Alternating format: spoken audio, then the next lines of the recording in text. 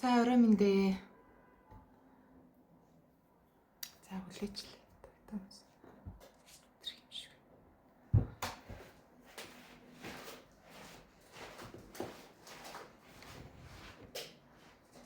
Орой минь дээ.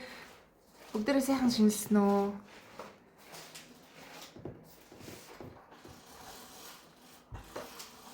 За өнөөдрийн лайваар сүүлд солонгос сүнсний тухай буюу одны сүнсний ангиллуудын талаар явуулсан. Тэгээд тэрний үргэлжлэл буюу зарим дээд бийс ерөөсөө буддын суурьтай харагддаг. Буддын суурьтай буюу дорны хэв шинжтэй өөрийнх нь энергийн тусгалан тэгж харагддаг. Тэрний талаар тайлбар өгье. Тэгээд өөрсдийнх нь дээд бий хэрэв буддын суурьтай дорны хэв маягтай гिचсэн хүмүүс байвал тэр хүмүүст нь бүр илүү сонирхолтой, өр өгөөжтэй байх гэж бодож байна. Харьяад орой минь ганц цэг орой минь.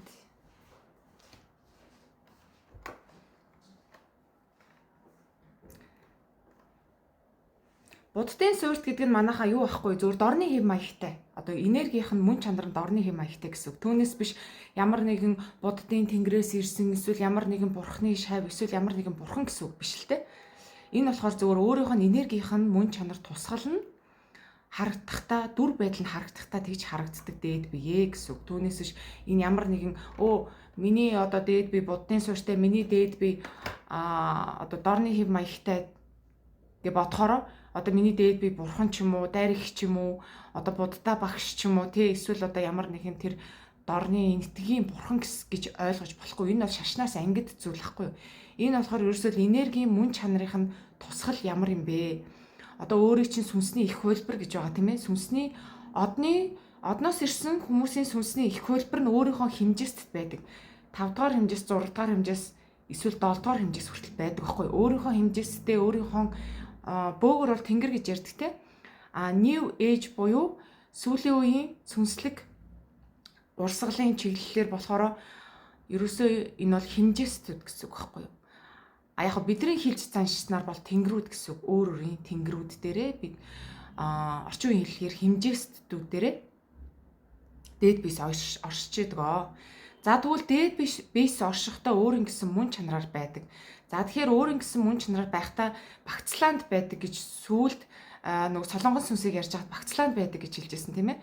Тэгвэл энэ удаад буддын суурьт буюу дорны хэв маягтай тэр мөн чанар нь харагддаг дээд биесүүд ямар байдгийм бэ? Яагаад энд ямар зорилгоор нийтлэг зорилгоор төрөл авж ийн вэ? Өөрсдийнхөө сүнсний нэг хэсэг энэ 3 хэмжээс төр буюу махан бие дээр хүний бие дээр төрөл авч ийн вэ гэдгийг л та нартаа сайхан тайлбарлаж өгье гэж бодож байна. За тэгээд олон хүн хөвсөнсөө хоригсон, олон хүн оддоос ирсэн байсан.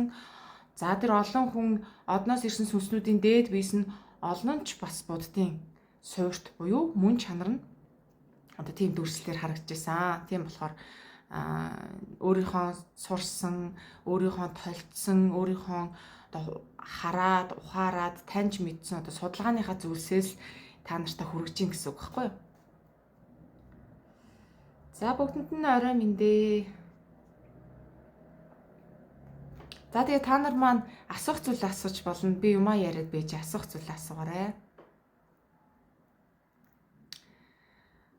За солонгос сүнснүүд сонссон солонгос сүнснүүд бүх хүмүүсээ хайрыг татаж чаддаг маш гоё сүнснүүд байсан тийм ээ. Дээд бийсэн үлгэрийн гэмээр хэмжээстэйс ирдэг, дандаа гэрэл хайр байдаг.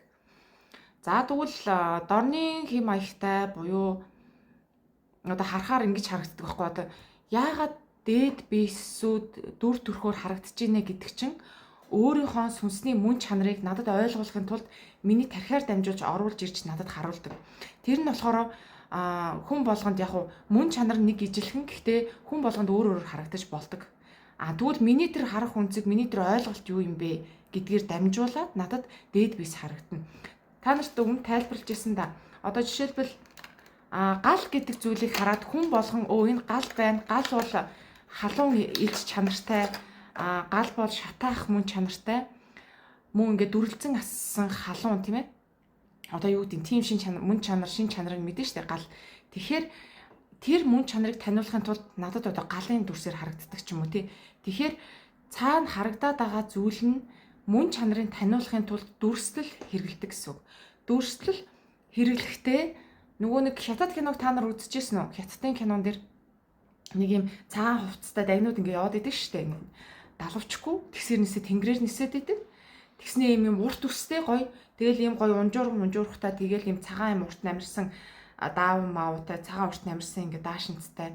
Тэр нь болохоор нэг хятадын юм шиг, Японы юм шиг, Монголын дээл юм шиг нэг тийм цагаан намирсан хувцастай тийм. Одоо нэгсэндээ дарих гэсэн үг л дээ. Ерөнхийдөө дарихтай ойрхон дүрээ үзүүлдэг. Тэр дүрхөөр дүрээ үзүүлж байна гэдэг чинь би ийм мөн чанартай дээд би шүү гэдгээ харуулж ин гэсэн үг байхгүй юу?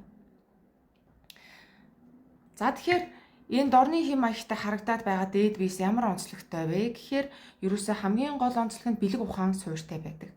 Бэлэг ухааныг голчоо болгодог. За хэрвээ таны дээд бие дорны хэм маягтай за дайрах шиг ч юм уу буддаа багш шиг ч юм уу тий маш гоё цагаан эрчим энергитэй одоо яг тийм дүрээрээ ороод ирж ийна гэвэл хамгийн эхлээд юу гэж ойлгох хэрэгтэй вэ гэхээр миний дээд бие чинь ер нь бэлэг ухаан талдаа буюу ухамсар өндөр хэмжээсээс ирдэг. Дандаа ухамсарын тэр ойлголт ухаан тэр өндөр бэлэг оюун ухааныг голчилж барьдаг тийм одоо ухамсар өндөр гэх юм уу ухамсар өндөр түвшнээс бууж ирсэн юм байна гэдгийг автоматар ойлгох хэрэгтэй. За тэгээд дээд бие нь буддын суурьтай байхаар тухайн сүнс ямар байдг вэ гэхээр одоо нэг хоосон чанарын онол хэлээд ш тийм ээ хоосон чанарын онол за өөр юу гэдгийг буддын сургаал байдаг шүү дээ тийм ээ энэ бол шашны сургаалаас өөр шүү манайхаа шашны сургаал биш харин хоосон чанарын ухамсарын тэр онол гэдэг ч юм уу тийм одоо буддаа багшийн сургаалууд хэлдэг шүү дээ ямар нэгэн шашинжаагүй яг цэврээрээ бууж ирсэн буддаа багшийн сургаал оошо багшийн сургаал тиймэрхүү юмыг уншихаар илүү сайн ойлгоно. Яад бол тэр потенциал тэр ухамсар нь илүү сайн тэрийг хүлээж авах чадвартай гэсэн үг байхгүй юу? Тийм өгөгдөлтэй. За бясалгал хийгээд суух юм бол нэлээд сайн төвлөрч, нэлээд сайн ухамсараа ажилуулж чадна гэсэн үг байхгүй. Төрөлхийн бясалгалын чадвартай, төрөлхийн юмны цаатах мөн чанарыг олоод харчдаг тийм өндөр бэлэг ухаантай л гэсэн үг ерөнхийдөө. Оюун ухаан, бэлэг ухаан суурьтай. Тэр нь бол гол шин чанар нэдэг. За хоёр дахь мөн чанар гэсэн үг ш. Хоёр дахь мөн чанар нь болохоор маш цэвэр, ариун, цагаан сэтгэлтэй байдаг, зүрх сэтгэлтэй. Хизээч муу мухай юм боддгоо. Дандаа бусдын төлөө үнэнч шудрах нөхцөл боцолгүй хайрыг тээсэн тийм мөн чанартай байдаг. Хоёр дахь мөн чанар нь баггүй юу? За тэгээд гурав дахь мөн чанарууд нь өөр ээж болдог. Зарим нь болохоор дайнч байдаг, сэлэмтэй. Одоо нөгөө дайнч бурхан гэж хэлж олон да нөгөө хувцас нэжлэхэн дүр нь нэжлэхэн ирнэсээ сэлэмтэй ч юм уу ном сунтаа гараад ирдэг байхгүй юу? Тэгэхээр одоо ингээд дүр нь маш гоё, хувцас нь ингээд цагаан хайр гэрэл цацруулсан ирнэсээ сэлэмтэй ч юм уу одоо нэг тийм жоохон дайч маягийн дүрслэлүүд байдаг шүү дээ. Бурхтын дүрслэл байдаг те. Яг тэрнтэй адилхан. Тэр нь яаж юм бэ гэхээр энэ дээд бие бэлэг ухаан суурьтай, ухамсар өндөр, зөв зүрх сэтгэлтэй дээрэс нь маш одоо дайнч юм байна. Маш одоо юу гэдгийг одоо юмнаас айдгүй шууд ингээд дайраал орчдөг. Тийм дайчин гэсэн үг байхгүй юу? Тийм байдаг. Нөгөө талынх нь болохоор тийм сэлэмтэй, жад мад, ном сунтай харагддгуунууд нь болохоор дайнч тулаанч биш. Тэд нэр цэвэр цагаан талынх буюу ямар нэгэн дайн тулаан болов гэхэд дайн тулаанд ордоггүй. Харин тэр цэвэр цагаан сэтгэл нөхцөл бодлого харин өндөр ухамсараараа ухамсарынхаа л одоо хүчийг ашиглана гэхээс биш хүчтэй тийм дайчин хурц ширүүн ааш чанарыг өөрөөсөө гаргадаггүй гэсэн. Тийм хоёр л ялгаатай гэдэг юм бэл. Бусдаар бол ерөнхийдөө ижлэгэн. За асуултууд хариулъя те. За тэгээд мөн дорны хэм маягтай өндөр ухамсарыг бэлэгддэг дээд биетэй сүнснүүд энд ирэхээр хүмүүс дандаа ухамсарын соён гэгэрэлтийг авчрах тийм сүнсний зорилготой байдаг. Хүмүүсийг ухамсарлуу хөтлөх, хүмүүсийн ухамсарыг нээх. За хүмүүсийн тэр сүрэг эрчим энергийг цагаан эрчим энергиээр хувиргах, цагаан эрчим энергиээр тэтгэх, хайрыг зааж өгөх. Бэлэг ухаан ухамсар талдаа юу буруу юм, юу зөв юм, юу болоод байгаа тий энэ одоо хүмүүсийг мунхарлаас нь гаргах, хүмүүсийг илүү ухамсарлаг болгох, илүү бэлэг ухаантай ухаалаг болгох тал дээр нь бусдад зааж бусдыг чиглүүлж зөвлөдөг төрөлхийн чадвартай байдаг. Тийм учраас ер нь бол дээд биес нь дорны хэм маягтай буддын суурьтай байх юм бол тэр өндөр хэмжээсээс ирсэн хийж бүтээх ажил их одоо өнөө цаг үед маш хэрэгтэй байгаа гэсэн үг. Тэгэхээр ийм дээд биетэй хүмүүс бол өөрсдөө бахархах хэрэгтэй, өөрсдийнхөө онцлог мөн чанарыг илүү тод сэрэж, илүү гүн ухааны бясалгал хийж өөрийнхөө дээд биед илүү итгэж найдах хэрэгтэй. Маш хүчтэй өндөр ухамсарх байж ч дээд биеийн тэгж харагдахгүй, бурхан мэт харагддаг юм аа.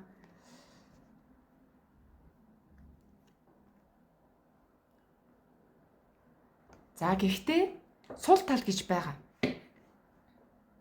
Сул тал нь юу вэ гэхээр хитрхи цагаан эрчимтэй, хитрхи хайрлаг зүрх сэтгэлтэй болохоор зарим талдаа хитрхи зөөлөн болчдөг. Энэ дэлхий дээр болохоор хар цагаан холдож байдаг тийм ээ. Хар цагаан холимог байдаг бол за дандаа цагаан эрчмээр буугаад ирчихээр багада одоо би энэ амархан өвдөд идэх ч юм уу, юмнаас амархан айж очдог ч юм уу, бусдын төлөө гэж явж байгаад өөрийгөө хит их хохироодог ч юм уу, тийм сул тал үүдэг. Нэг л сул тал нь тийм. Тэгэхээр ерөөсөө юм дорны буддын одоо гүн ухаан суурьтай дээд биетэй сүнснүүд, одны сүнснүүд хэрхэн зоригтой байх уу, хэрхэн одоо хүчтэй байх уу, хэрхэн өөрийгөө одоо хар бараа юмнаас хамгаалж тэднийг давсан өөртөө итгэлийг олж дайнч хүчрэхэг зоригтой байх уу гэдгээ сайн суралцах хэрэгтэй, мөн ялгаагүй. Яагаад гэвэл цагаан эрчим энерги сэвтгтээ амархан байдаг учраас тэр тал дээр сул болчдөг. Тэгээ хүмүүсийн гаднаас хүмүүсийн дайралт ирэхээр шууд өөрийгөө хаачдаг ч юм уу, шууд ундаг ч юм уу, шууд амархан сэвтждэг ч юм уу, эсвэл шууд амархан бууж өгдөг ч юм уу, тийм сул талтай байдаг шүү. Анхааруулж ирэх юм тийм. Давуу тал бол маш их байгаа. Маш өндөр ухамсартай, оюун бэлгтэй, сүнслэг шид чадвартай, ангаах шидтэй, засах шидтэй, хувиргах шидтэй одоо бүхэл төрлийн шидэнд байдаг. Гэхдээ сая бол одоо сул дорой байдалд өөрөө өөрсдийгөө хитрхи зөөлөн сэтгэлээсээ болоод оруулж магадгүй гэсэн тийм юу таахгүй юу?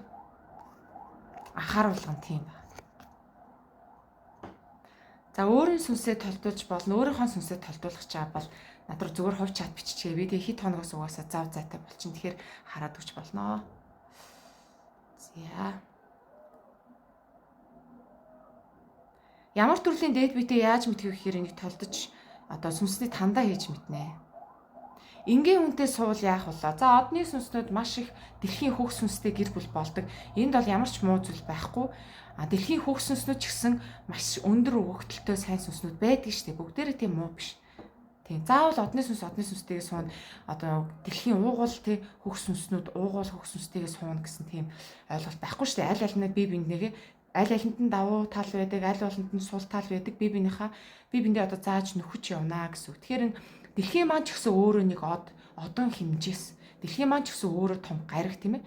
Тэгэхээр дэлхийн уугуул сүнс нь одоо муу ч гэдэг юм уу, эсвэл одных нь илүү сайн ч гэдэг юм уу, тийм одоо сайн муугийн ялгаа байдгүй юм л та. Тэгэхээр хүмүүс ингээ одны сүнс гэд яриад одны сүнс гэж шуураад хахаар одны сүнс бол бүр илүү мундаг юм байна. Одны сүнс болохоор одоо дэлхийн сүнснээс илүү ч юм. Энэ бол илүү дутуу юм байхгүй. Гэтэл одны сүнснээс илүү мундаг дэлхийн уугуул хүчрэхэг хөх сүнс байдаг.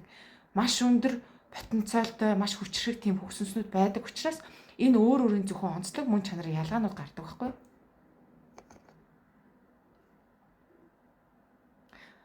Сүнслэг эрчмээ яаж мэдэх вэ? Яаж толдуулах вэ? За ингэж асуусан хүмүүс нь хувь чат дараа нь бичиж болно. Би тэгээд завтаа үедээ хараад хэлээд өгч болно.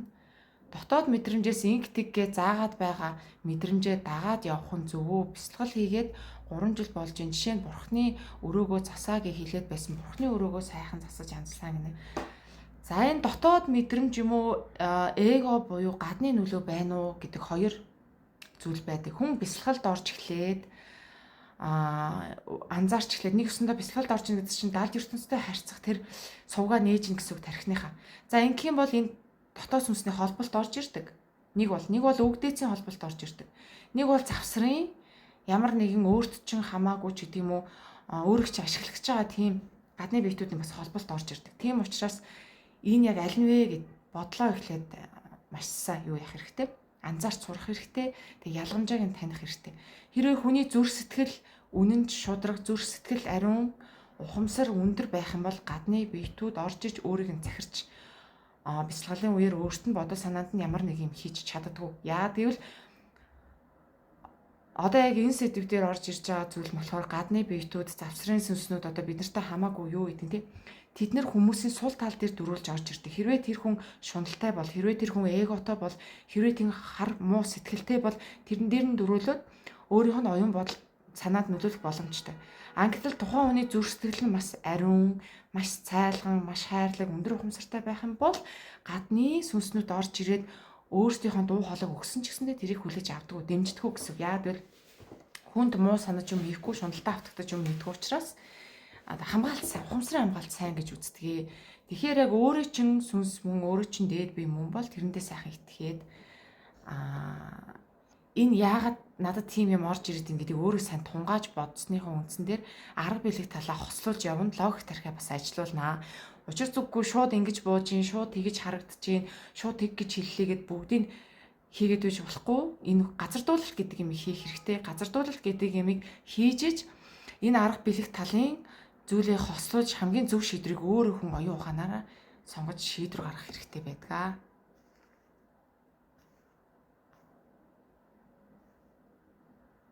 Сайхан шинэлсэн үү?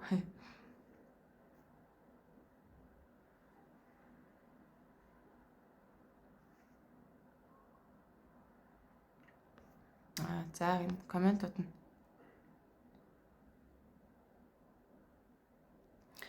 За орой болгон сүнснээс одоо хүн нойрсож байх хугацаанд хөгсөнс бол өөрийнхөө аяллыг эхлүүлдэг. 4-р хэмжээс эсвэл 5-6 дахь хэмжээс хичээлээ өөрийнхөө сүнс аяллыг эхлүүлдэг байхгүй юу? Тэгэхээр энэ бол угаасаа жамын үзэгдэл. Хүний сүнс орой болгон биенээсээ гарна гэдэг чинь одоо зүүд нойроор дамжуулж нэгсэнд аялал хийгддэг. Гэхдээ энэ бол астрал аяллаас өөр. Астрал аялал биш, энэ угаасаа жамын үзэгдэл байдаг. Тэгэхээр яг астрал аялал бол тухайн сүнс астрал аялалд хийх шаардлагатай ажилтай байх юм бол өөрийнх нь өгөгдөл байх юм бол гарч болно. Тийм шаардлага өгөгдөл байхгүй бол мэдээж бодож үзэх хэрэгтэй те хийх шаардлагатай юу гэдэг. Сүнсний хэмжээс хаанаас ирсэнтэй нь холбоотой юу? Хэмжээс гэж байгавал тэр нь заягдмал өөрөө өсгөж болдгоо гинэ. За одны сүнсний хувьд дээд бие нь аль хэмжээстэйс түлхүү орж ирж ийн гэдэг нь болохоор заяамал байдаг. Гэхдээ хүний сүнс гэдэг дээшээгээ хэдгээр ч хэмжээс рүү очих боломжтой байдаг. Боломж нь байдаг. Дээд биетэй баригдах юм бол дээд бие өөрийнхөө хэмжээстэй хаан зүйлийг өгдөг, өөрийнхөө хэмжээстэй хаан зүйл нь заяамал байдаг. Гэхдээ дээд бие ч гэсэндээ цаанаа дээд холбоос буюу дээд хэмжээсээс салбарсан байдаг учраас хүний сүнс дээшээгээ одоо хамгийн дээд нь ямар хэмжээстэй тийм тэр хүртэл явах боломж нь байдаг байхгүй юу? За хэрвээ энийг одоо хамгийн дээд хэмжээс гэж үзлээ, дээд бие энд байдаг бол энэ хоёр чинь ч гэсэн хоорондоо холбоостой гэсэн үг.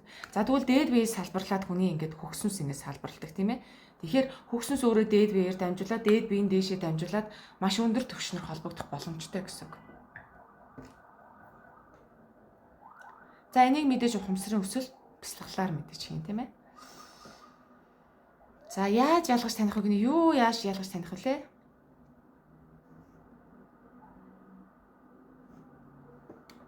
За надаар толдуулаад дээд бие нь ерөнхийдөө буддын суурьтай байна, бэлэг ухааны суурьтай байна, өндөр ухамсартай байна гэсэн хүмүүс байвал асуулт асууж болно шүү. Хар сэлэмтэй ийм дорны шинжтэй, сүнстэй хамт нэг биед байх уу? Хүнд юу хичнээн сүнс байх боломжтой вэ? За ер нь бол ерөнхийдөө бол хүнд нэг гол сүнс нь эл хөх сүнс гэж байдаг. За дээд биетэй бол дээд биеийн холбоос нь байдаг. Дээд бие өөрөө өөрийнхөө хэмжээстэд үйлийг дүүргэж байдаг бол дээд биеэс салбарлсан дээд биеийн нэг хэсэг нь хөгснөс болж энэ махан биед бууж ирж байна гэсэн үг байхгүй юу? Тэгэхээр тэр хар сэлэмтэй ч юм уу эсвэл тэр бурхан шиг харагдаад тэр маш гоё харагдаад байгаа дээд биес өөрийнхөө хэмжээстэд бүрийн ихээр байгаа. Харин бид нар бол тэрний салбарлсан нэг гэсэн үг байхгүй юу? Бид нар энэ дэлхийд төрөл авснараа өөрсдийнхөө суралцсан өөрсдийнхөө одоо заяа тавилангаар амьдрын өөрийнхөө сүнсний даалгаврыг хийн тэгээ суралцсан. Хэрвээ маш их олон зүйлийг суралцаад өөрийнхөө сүнсний үүрэг даалгаврыг сайн хийх юм бол тэр сурсан хураасан эрчим энергиэрээ өөрийнхөө дээд биеийг хөгжүүлж идэг. Тэгэхээр дээд биес яагаад салбарлаж өөрөөр газар олон төрөл авдаг вэ гэхээр дээд бие өөрөө хөгжихийн тулд, өөрөө туршлага хуримтлуулахын тулд, өөрөө сүнснийхээ үйлийг хийхин тулд нэг махан биед нэг дээд бие багтаж орохгүй хүний махан бие тэр эрчмийг даахгүй учраас олон салбарлаж явуулдаг гэсэн үг байхгүй. Хэрвээ энэ махан биес гараад өөрийнхөө дээд биетэй нэгдэж болно. Дахиад төрөл ах юм бол буцаад дээд биесээс сална л гэсэн үг. За ер нь хүн бясалгал хийгээд илүү дээд биетэйгээ холбогдоод хөгснөсөө илүү сэрэх юм бол өөрийнх нь ухамсар дээд биетэйг нэлээд төхөж очдог. Дээд биетэйг нэгдмэл төхөж очих боломжтой. За сайн уу. Солонгоо сайн уу? Оо би ч гэсэн санаж байна. Оо чамаагаа санаж байна.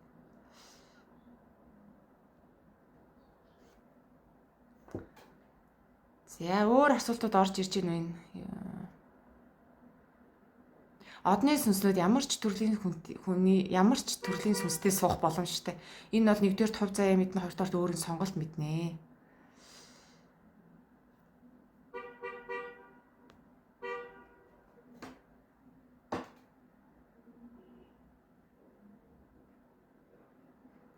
Багшлах, хичээл заах, оюун ухамсартай нь ажиллах бол энэ өөрөө бэлэг талын үйлдэл голчлон орно. Бодлуудаа яаж ялгах үед нь хамгийн эхлээд өөрийнхөө бодлыг ажиглаж сурна. Бодлуудаа ажиглаж сураад энэ хаанаас ирсэн бодол вэ гэд бодол дээр орж ирсэн бодол дээр тунгаалтын бясалгал хийгээд суухад өөрийн дотоод зүн совин хилдэг. За энэ бол тархи угаалтын үндсэн дээрээс утсан тархинд хадгалагдсан бодол байна. За энэ бол гаднаас орж ирсэн бодол юм. За энэ бол чиний дотоод бодол байна гэд эхлээд бодлоо ажиглаж сурсны дараа орж ирж байгаа бодол дээр сайн наа миний толгойд нэг бодол орж ирлээ. Тэр орж ирсэн бодол дээр тунгаалтын бясалгал хийгээд ухах юм бол энэ бодол энэчнээс орж ирсэн юм биш үү? Тэр бодол тэндээс орж ирдэг юм биш үү гэдэг ялгамжаа зүн совингоор орж ирнэ гэсэн. Бидний дадлагаас шалтгаалнаа. За яг дээд биегүү сүнс гэж уул нь бүх сүнснүүд дээд биетэй гэж явдаг юм байлээ. Гэхдээ би толдохоор дэлхийн уугуул хөх сүнснүүдийг толдохоор шүү дээ, тэ. Дээд биеийн тусдаа өөр хэмжигдэхүүн байхгүй. Зөвхөн дээд бие хөх сүнс бүх юм нэг дороо байсан. Энэ махан бие дотор буюу махан бие яг энэ ч ингэ цуглдсан байгаа байхгүй юу? Уугуул хөх сүнснүүдийн хувьд тэр дээд бие нь хөх сүнс нь нэг дор орш чинь дотроо оршоод байна. Тин дээд бие нь өөр хэмжээс тусдаа оршоогүй байгаа учраас би одоо тэр хөх сүнсийг чиний одоо бүх сүнсний өгдөл чадвар дотор ч байна. Түүнээс чамтаа ингэ тусдаа өөр хэмжээсэд өөр одоо сүнсний салбарлсан зүйл алгаа гэдгийг би дээд бие байхгүй гэж хэлээд байгаа байхгүй юу? Яг уугуул сүнснүүдийн хувьд бол хөх сүнс нь өөрийнх нь дээд биеийнх нь үргийг гүйцэтгэгээ явчихна гэсэн үг. Өөрийнх нь дээд бие гэсэн үг байхгүй юу? Гэхдээ та нарт сонирхолтой юм хэлэхэд дэлхий дээр амьдарч байгаа хүн болгонд хөх сүнс байдаггүй.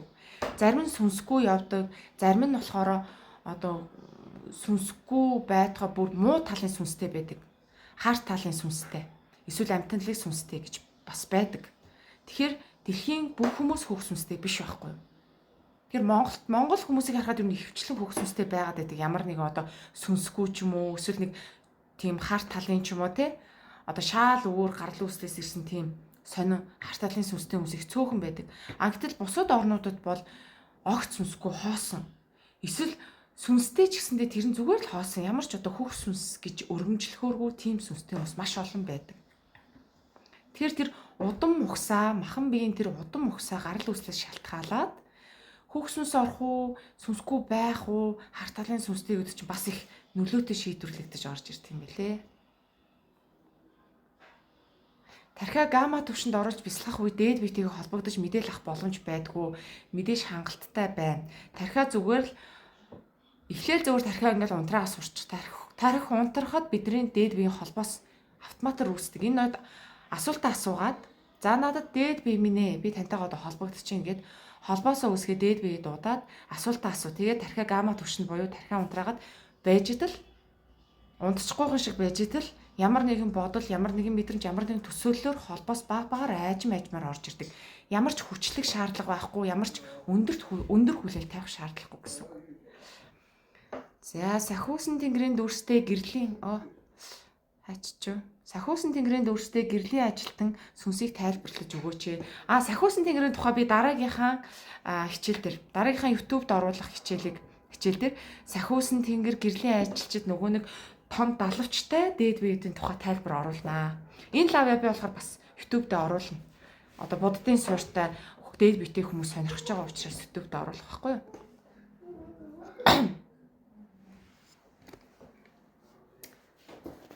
За.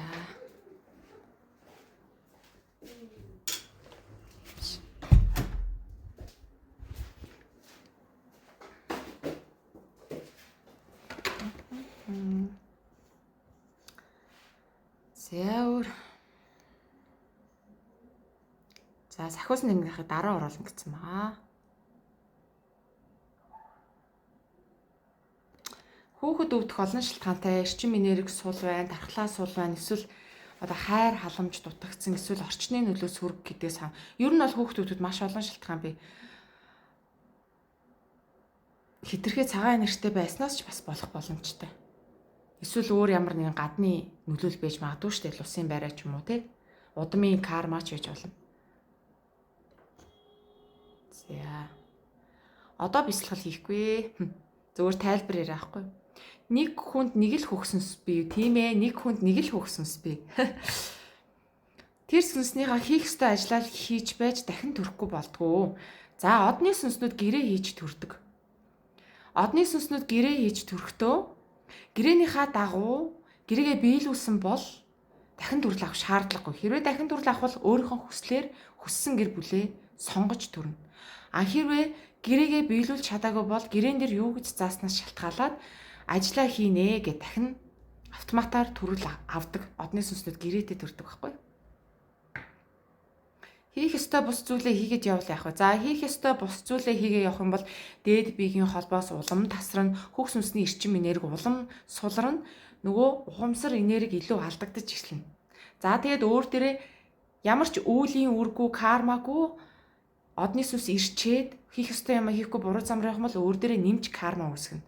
Тэгэх юм бол дахиад төрөл авах шаардлагатай болно. За чи өмнөх наснда өөрийнхөө хийгсэн үүрэг даалгавраа хийж чадсангүй. Тэгээд дээрэс нь карма бүтээсэн учраас ахиж төрөл аваад ахаад өөрийнхөө өмнөх насныхаа кармаг цэвэрлээ. Тэгээд дараа нь өөрийнхөө сүнснийхээ ажлаа хий. Тэгжиж гэрээний дагуу явжиж сүнс өөрийнхөө их гэрт буцах эрхээ авдаг. Ихэвчлэн тийм л байдаг. Хийх юмд нь үг дээдсийнх нь бодол хүсэл бас нөлөөлөх боломжтой юу гинэ. За одны сүнсний хувьд бол үг дээдсээ сонсох уу сонсохгүй гэдэг чинь сонголт болж гарч ирнэ. Зарим үг дээдсүүд одны сүнсний үүрэг зориг дээд биеийг нь харж чаддаггүй. Зарим нь мэддэгчгүй. Ямар хөх сүнс одоо ямар дээд биетэй, ямар одноос ирсэн, энд ямар үүрэг даалгавартай ирсэн гэдэг зарим үг дээдс мэдэхгүй штэ. Тэгэхээр тэрийг чин мэдих тайны үг дээдстэй холбогдож болно. Мэдхгүй тайны үг дээдстэй холбогдох юм бол бүр ингээд нөгөө нэг одоо нэгсэндээ холион бант үүсгэн гэсэн үг байхгүй юу. Тэгэхээр ямар тэдгээр төвшний үг дээдстэй холбогдох юм, ямартайгаа холбогдох шаардлагатай юм шаардлагагүй юм гэдэг маш сайн судлах хэрэгтэй. Одны сүнсний хувьд бол энийг бол маш сайн судалж орох хэрэгтэй. Түүнээс биш бүх хүмүүс үг дээдстэйгээ холбогдох ёстойг бол учир зүггүй галын тахилга хийгээл учир зүггүй зул хасаагаал дээл өмсөл явна гэдэг чинь энэ бол хин нэгний одоо тархины хайрцаглалтанд орж ин гэсэн үг байхгүй юу. Тэгэхээр одны сүнсний дээд биес нь бүр өндөр хэмжээсээс бас байх тохиолдол байдаг. Тэгэх юм бол бидний өвөг дээдс бүгдээрээ одных биш. Бүгдээрээ өөр гэсэн хэмжээстэй. Тэгэхээр зарим өвөг дээдсүүд бидний дээд биеийг бидний сүнсний ажлыг харахгүй байх боломжтой шүү дээ. Тийм тохиолдол их байдаг.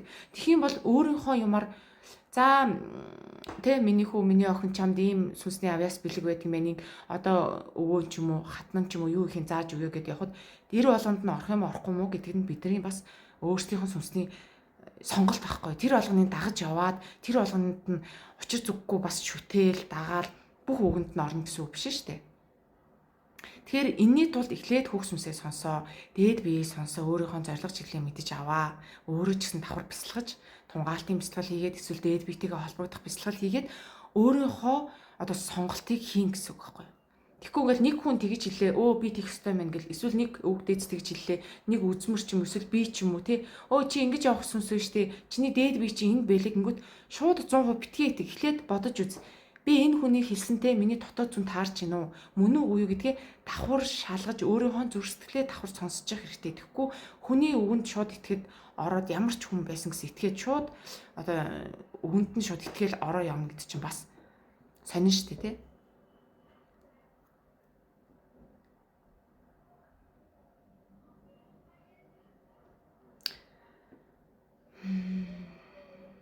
Зөвхөн дэлхийн бос одны сүнстэй үг дээдсүүцч бас харж дааж явдаг байх боломжтой гэсэн үг үү? Бидний үг дээдс дэлхийн сүнс нүүдч байна, одны сүнс нүүдч байна, янз янз байдаг. Хэмжээсэн ч гэсэн янз янз байдаг. Зарим нь гэртээ харсан, зарим нь гэртээ хараагүй. Өөр өөрийн гэсэн мөн чанар үүрэг одоо ажилтай байдаг байхгүй юу? Тэгэхээр зарим өвгдээцүүд одны хэмжээстэд холын тэнгэрт байгаа. Зарим өвгдээцүүд дэлхийн хэмжээстэд ойрын тэнгэрт байгаа. Сүнсний үүрэг даалгаврыг уул мэдхийг амархан. Уул нэг амархан. Хүн болгоноос асуугаад яваад хэрэггүй байхгүй юу? Бид нэр өөрсдийн сүнсний үүрэг даалгаврынхаа мэдрэмж ой санамжтай төрдгийн уулна. Энийг хэн нэгнээс уулна асуугаад уулна шаардлага байхгүй. Мэдгэц ч уулна амархан. Одны сүнсний гэрээ мөн бясалгалаар би ямар үүрэг даалгавартай ирсэн, ямар өгөгдөлтэй ирсэн бэ гэдгээ өөрийнхөө дотоод зүн совинд наад энэ бидний сүнсэнд мэдээлэл нь хадгалагдсан байдаг учраас тэрийг аль жоохон гаргаад ирэхэд л болно гэсэн үг. Лусын бариатай хаана хэнд хандгаа мэдэхгүй байна гинэ. За лусын барианы засал хэрвээ ном хийлгэж байгаа бол над руу чат бичээрэй, надад санал болгох хүн байгаа. За цагаан эрчим нэртэй хүн их амархан өвдөж амархан юмд орог тийм цагаан эрчимтэй хүмүүс тэгдэг. Тэгэх юм бол цагаан эрчимтэй хүмүүс нэгдүгээр өөртөө хамгаалт хийж сурах хэрэгтэй. Яаж хамгаалт хийх вэ гэхээр зориг зүрхтэй болох хэрэгтэй, зоригтой болох хэрэгтэй, бардан болох хэрэгтэй, өөрийгөө өмгөөлдөг байх хэрэгтэй, хаач хинээс ч айхгүй өөрийнхөө үгийг хэлдэг байх хэрэгтэй. Ингээд өөртөө бардан байгаад, өөртөө эр зоригтой байгаад хэлэх гэсэн үгийг хэлдэг, блокноосоо гардаг тийм зориг зүрхтэй, өөртөө итгэлтэй болоод ирэх юм бол тэр нь автоматар өндөр хамгаалтыг өөрт нь үүсгдэг байхгүй юу? Өөртөө итгэх итгэлэн. Тэгэхгүй тэгэл өө яана би энийг буруучлээ, өө яана тэр тэглээ, өө яана би хитрхийг энэ цайлгын, өө би яана хитрхи эмзэг ингээд байх юм бол улам л өөрийгөө нялхруулаад хамгаалт амгаад байна гэсэн үг байхгүй юу? Тэгэхээр энэ дээр нэг хамгаалт хийх талаар, сэтгэл зүйн хамгаалт хийх талаар, энерги хамгаалт хийх талаар YouTube дээр бичлэг байгаа. Тэрийг үзээрэй. Шиний мэндэ. За энэ лайв чинь зарим комментууд нь юусаа надад харагдахгүй ингээ гүйчээд идэх юм. Энийг одоо яаж хард юм бол? Тийм сүнсний үүрэг даалгавраа биелүүлэхгүй бол гэрээний дагуу юу гэж заасан тэрний дагуу нэвчлэн ахин төрөл авч ахин өмнөх насныхаа кармаг устгаад дараагийнхаа сүнсний ажилд орно жоохон хугацаа алддгийн шүү манайхаа. Хөх сүнсний мөн чанар, зан чанар болон миний одоогийн зан чанар хоёр зөрөлдөж болох уу? Зөрөлдөж болно шүү дээ. Яагаад гэхээр хөх сүнсний мөн чанар байла хөх сүнснээсээ холдсон, дээд биеэсээ холдсон, зөнгөөсөө холдсон хүн өөрийнхөө тарих буюу эгог дагаж явдаг. Тэгэхээр хөх сүнснээсээ өөр байх тохиолдол бас байдаг. Одоо жишээлбэл хөх сүнс нь их даруухан дүлгэн эрдэм номын байлаа гэхэд өөрөө болохоор тийм биш. Маш сахилахгүй ч юм уу, уур хилэнтэй ч юм уу, эготой ч юм уу байх тохиолдол байдаг. Тэгэх юм бол энэ өөрийнхөө дотоод зуршлыг сонсохгүй өөрөөрөө байхгүй, өөрийгөө таньж мэдгүй, өөрийнхөө тархинд бүтээсэн тэр дүрээр буюу эгогоороо яваад тах юм бол дотоод хөгсний мөн чанараас зөрөлдөд явчихдаг. Боддын өгдөлтөй сүнсний хайрын илэрхийлэмж ямар байдаг вэ? Өөрийгөө болон бусдыг хэрхэн яаж ямар хайраар хайрладаг юм бэ? Тайлбарлаж өгөөч гэж. Боддын өгдөлтөй одоо сүнстэй хүн маш их нөхцөл болцолгүйгээр маш их өөрийгөө зориулах сэтгэлээр бусдыг хайрладаг. Өөрт юу л байна тэр болгоно өгөх, бусдын төлөө өөрийгөө зориулах өндөр хайраар хайрладаг байхгүй. Тийм учраас өөрийгөө хохироочоод өөртөө өгөх хайраа өөртөө үлдээж чадахгүй, өөрийгөө бас хитрхи бусдын төлөө зориулаад өөрийгөө хохирох магадлал маш өндөр болчтой юм аа. Тэгэхээр өөрийгөө 50%, бусдын төлөө 50% гэдэг чинь бол хамгийн зөв сонголт юм билээ шүү дээ. Жаахан төвлөрөөд суухаар ившээгээд нойр хүрээд байх юм аа. Заримдаа баг унтаад байна. Төвлөрөөд хэрвээ нойр хүрээд байх юм бол эхлээд нь жоохон нойр авчих, нэг 20-30 минутын нойр авчих. Тэгээ босч ирээд 10-20 минутын йогийн дасгал хийчих. Эсвэл гадаа хүүтэнд сэрүүн суудаг ч юм ингээд өөрийгөө бие сэргээ. Тэгэхгүй бол ядраад эрчим энерги дутаад ах юм бол нойр хүрдэг. Урч нь муу удсан эсвэл дандаа нойроо дутуу авдаг, эсвэл байгалийн эрчим энерги авдаггүй тийм ээ. Эсвэл яг бясалгаад ингээд сүнсний эрчим буулгахаар нөгөө махан бие чинь дээлэхгүй, сүнсний эрчим энерги нь дээлэхгүй, ядраад байх юм бол шууд унтах процесс явагддаг юм бэл. Эсвэл ноцоорцсон хэд халуунд ч юм уу, эсвэл нөгөө нэг яг тухайн үед л зөвхөн ядарсан байх юм бол гэх жишээгээр ингээд унтах процесс руу ороод идэм лээ шүү.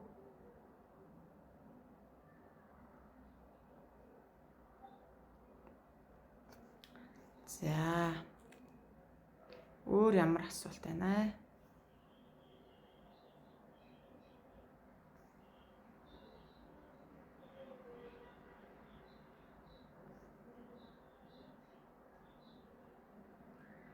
Дээд биетэйгээ холбох гэгээрэлд хүрэх хоёр өөр үг нэ.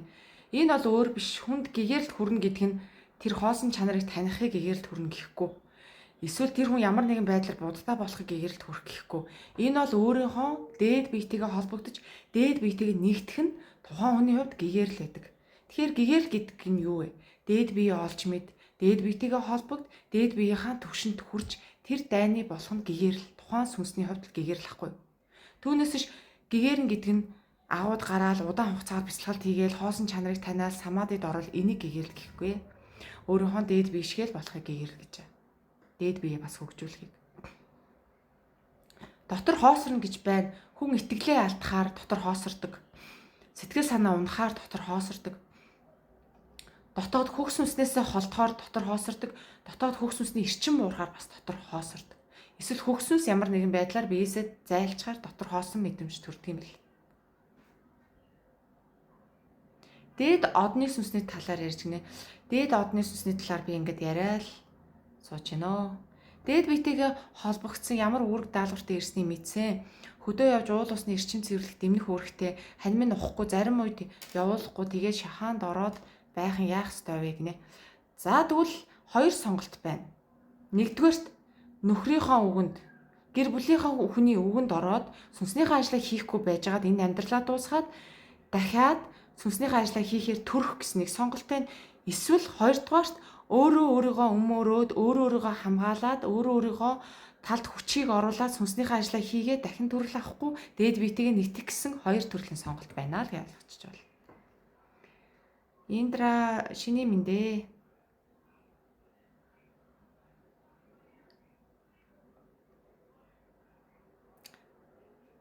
За сүнсний ядаргаа гэдэг нь болохоор сүнсээр одоо маш их зүйлийг хийхэд байгаа юм болов.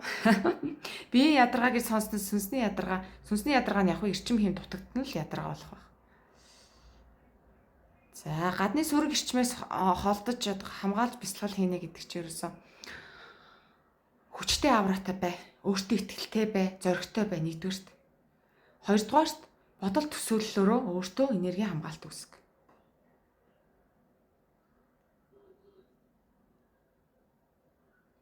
Өөрт эрх шидийг өг дээцээр зүүдээр харуулдаг тэгж болно. Бидний өг дээц биднэрт тусалдаг шүү дээ. За хүмүүс чамд ийм шидэн ингэж тэгэр гэд бид нар зам юм зүүдээр холбогдсон зааж өгч болдгоо. За морьжилт сайн ч юм их болно, дагаад муу ч юм их болно. Ер нь бол ширүүхэн ч юм болно, ширүүхэн юмны болсон дараа сайхан юмнууд ирнэ гэж л би бодоод шүү дээ.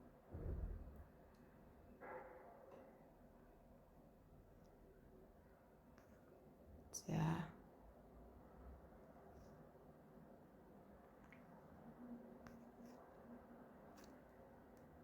За. Хаашаа алгалч. За бүгдэнд нь шинээр орж ирсэн хүнд бүгдээрэнд нь орой минь төрье. Гэгээрээд өөрийн дээд биетэйгээ холбогдсноор өөрийн гэртээ очно гэсэн үг үү? Тэгвэл дэлхийн хөрснөснөд хайчих бай. Эсвэл бүр оршихгүй болно гэсэн үг үү гинэ. Буддаа багш өөрөө одны өндөр хөвгөлтэй сүнс байсан. Тэгээд Буддаа багш хийх ёстой ажлаа хийгээд гэрлүүгээ харсан буюу дээд биетэйг нэгдсэн. Ихэнх гэгэрсэн хүмүүс одны сүнс байдаг. Тийм учраас одны сүнс байдаг учраас хайрцаглал баригддаггүй.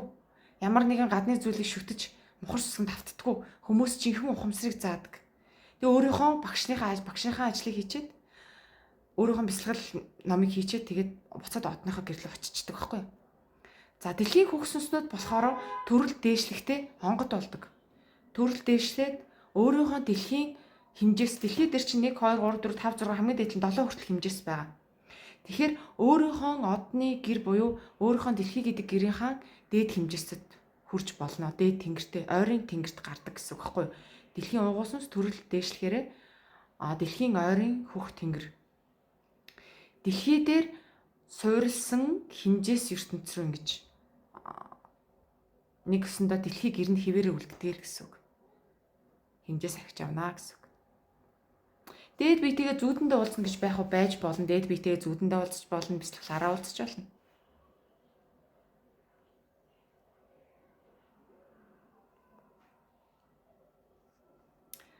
За онлайн сургалт маргааш өмнө өглөөс эхэлнэ. Дээд биетийн холбогдохыг өөртөөгөө яриад өөрөө төсөөлөд байгаа юм шиг санагдаад байна. Зүгээр ихний үед бол өөрөө төсөөлөл өөрөө яриад байгаа юм шиг санагдана. Явандаа ялгадаг болно. Ерөөсө би худлаа хараад байна уу? Би ингэж байна уу гэж битгий өөртөө эргэлз. Өөртөө эргэлзэхээр сүнсний шид ундаг байхгүй юу?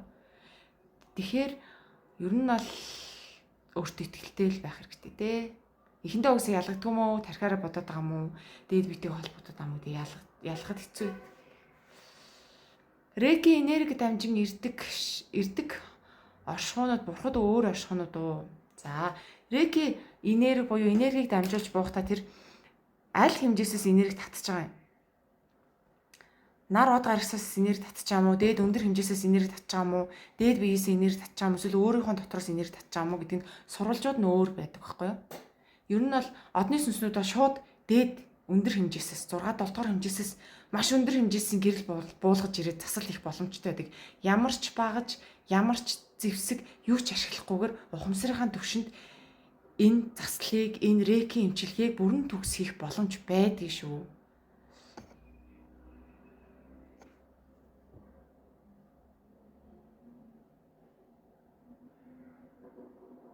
Бясалгал хийгээ суухаар ямар ч мэдээлэл орж ирэхгүй байна. Тэгвэл нь шүү дээ те. Бясалгал хийгээ суухад ямар ч мэдээлэл орж ирэхгүй бол ямар нэгэн юм барьж авч хийж явахдаа тунгаалтын бясалгал хий. Юм ойж явахдаа, зураг зурж явахдаа өөр юу төвлөрч хийдэг юм. Тэр юм төвлөрч хийж явахдаа тунгаалтын бясалгал хийх юм бол харин бодол төсөөл янз бүрийн орж ирдэг. Эсвэл бич. Эхлээд тархиараа бичиж эхэл. Өөрийнх нь доторхоо бүгдийг нь уудлаад бич бодож байгаа юм аа. Тэгээ бичиж явж идэл дээд биеийн холбоос эсвэл хөх сүнсний холбоос орж ирж бичиг үргэлжилдэг. Хэрвээ ингэ суухаар юу ч орж ирэхгүй байгаа бол тиймэрхүү аргаар хэлж болно шүү.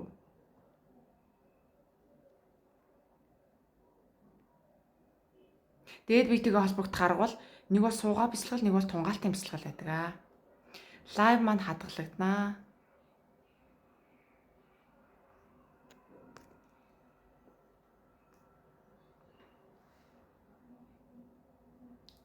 Эцэг ихийн нас бараад хүүхэд нь болоод ирлээ гэж итгэж болно шүү дээ.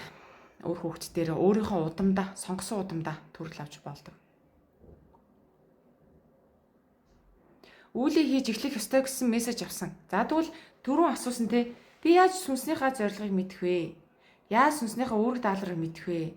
За үүлийг хийх цаг нь болсон гэж юу хийхээ мэдэхгүй байна гэсэн асуулт маш их ирлээ.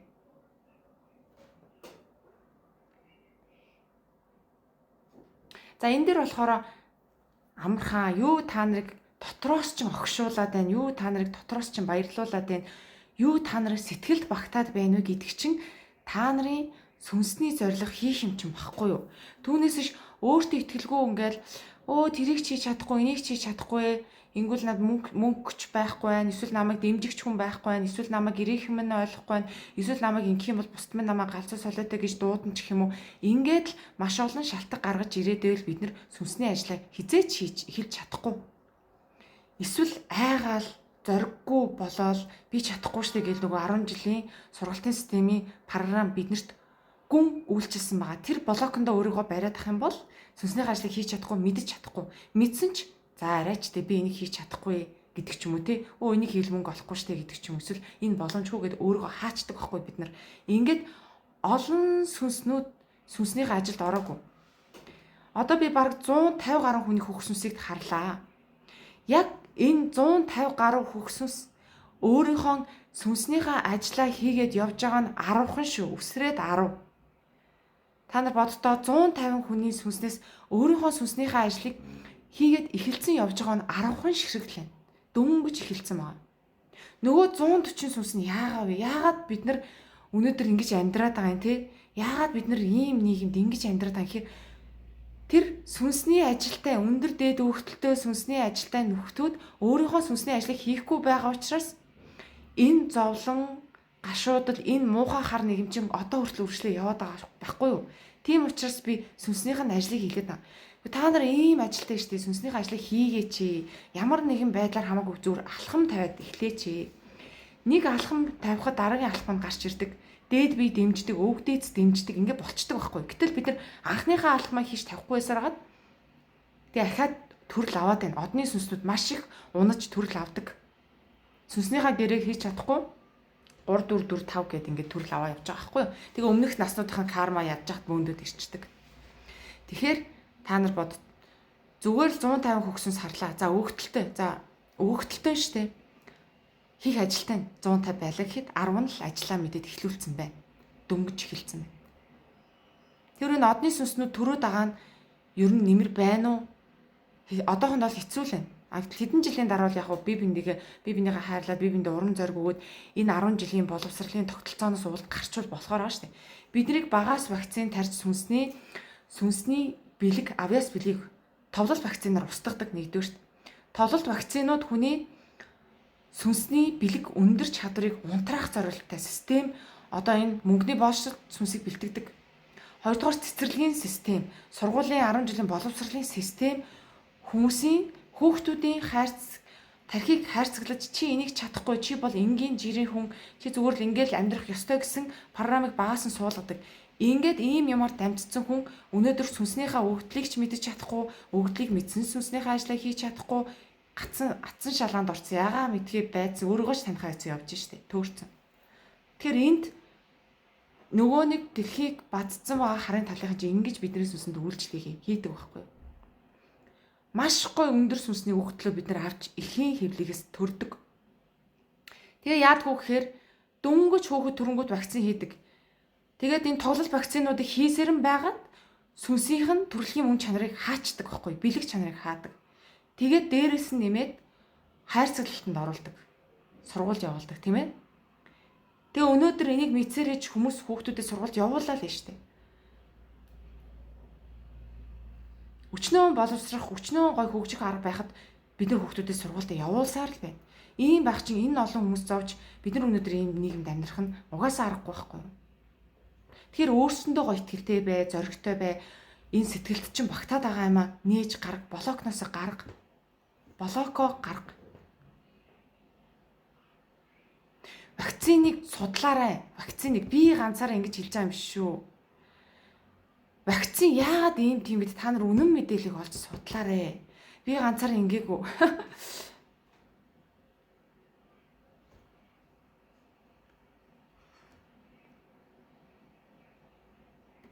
Бид нар ингэж маллуулаад тархиа угаалгаад амьдардаг байхгүй юу энэ дэлхий дээр. Вакцин сайн гин, сургууль сайн гин, боловсрал сайн гин, энэ идэх юм сайн, тэр ч идэх юм эрүүл мэндэ сайн.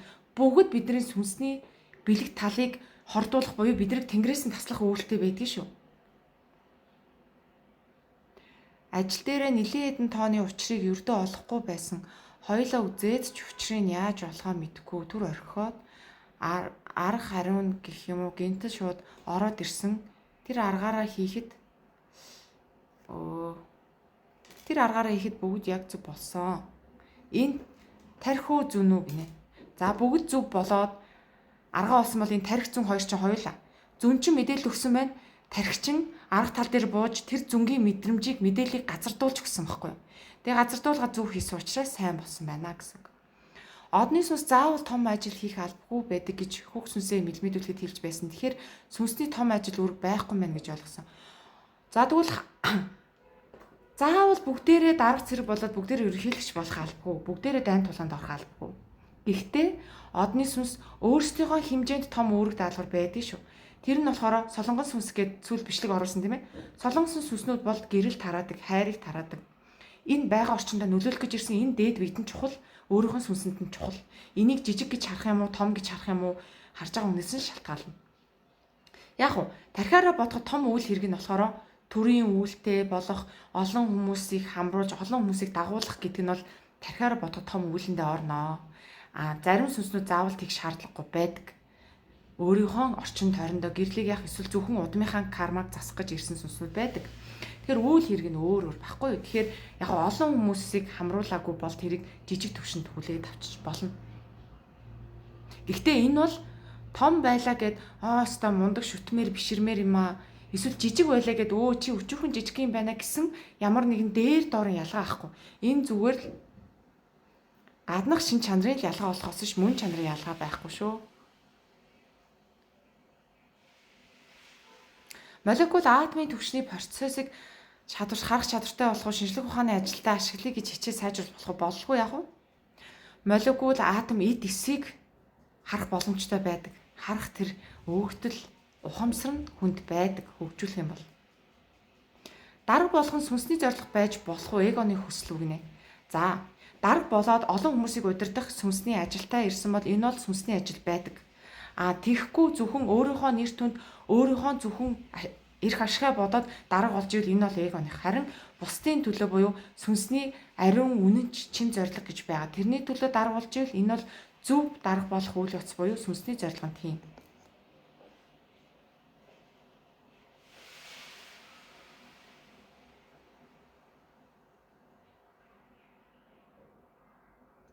За, доошоо комент үшээ.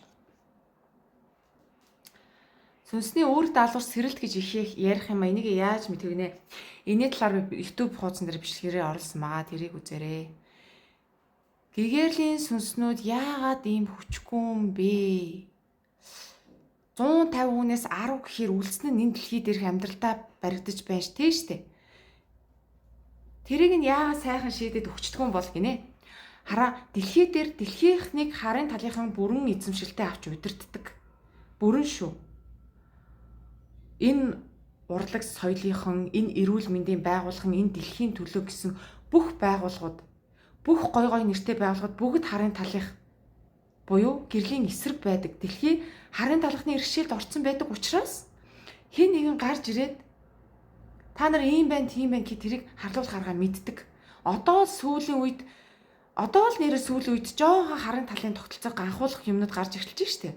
Харын талынхныг ганхуулгаад эднэр чин хүний төлөө биш байсан биз дээ. Эднэр чин бидний болжлохын төлөө байсан биз дээ гэдэг одоо л мэдээллүүд нь жоохон баримтууд нь ил болоод байгаа хгүй юу? Тийм учраас биднийг маш амжилттай вакциндж, биднийг маш амжилттай хайрцаглаж, бидний өөртөө итгэх итгэл, зоригийг, хүчийг маш амжилттай унгасан учраас өдөөд ингээд хөөрхөн амтад ажиллаа хийж чадахгүй өөртөө эргэлзээд би сүнстэй юм уу сүнсгүй юм баг би энийг хийж чадахгүй юу гэд өөртөө маш их итгэлгүй амьдарч байгаа бүгдийн системд даруулсан байгаа хгүй. Тийм учраас цөөхөн хідэн энийг давж гараад ажиллаа хийж чадчих байгаа маш цөөхөн. Ихэнх нь бүдэрдэг. Тэгээ одоо бид нар олуулаа болоод би бинийгээ татаж гарах хэрэгтэй болцсон байгаа хгүй.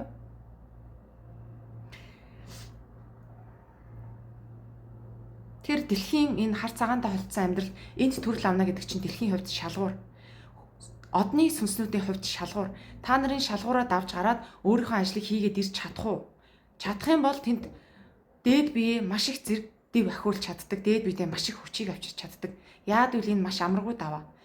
Одны сүнс болгон энэ давааг даваад гарч ирээд анхны төрөлтөөрөө өөрийнхөө хийх ажлыг хийгээд даваад гарцнууд нь их ховор байдаг.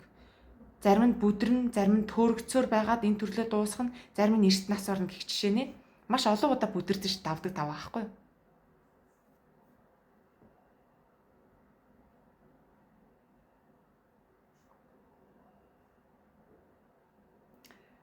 За, зөндөө юм ярьлаа. Зөндөө гой асуулт ирлээ.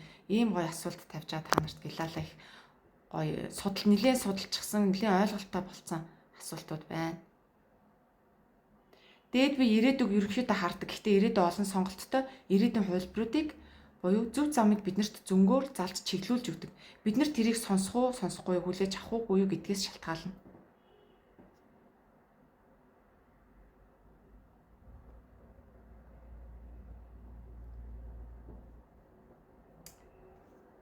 За 1 цаг болж байна. За 1 цаг л би лайва хий гэж бодсон. Та нар зөндөө гоё асуулт асуулаа. Би баярлаад зөндөө гоё юмнуудаа хэллээ.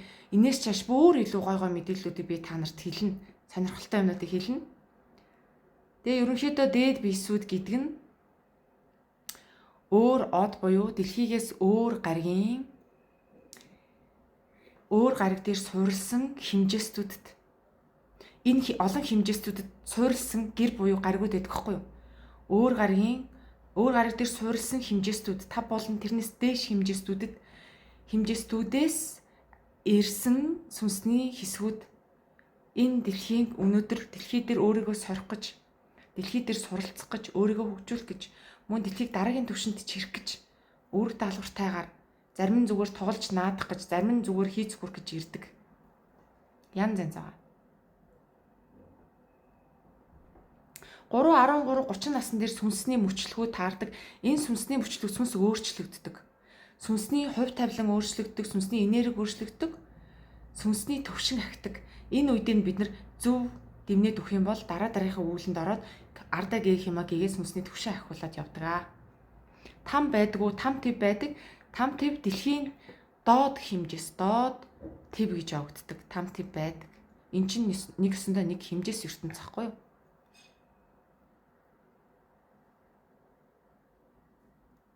За би лайва хадгалнаа. Бясалгал нас хамаагүй манайхаа.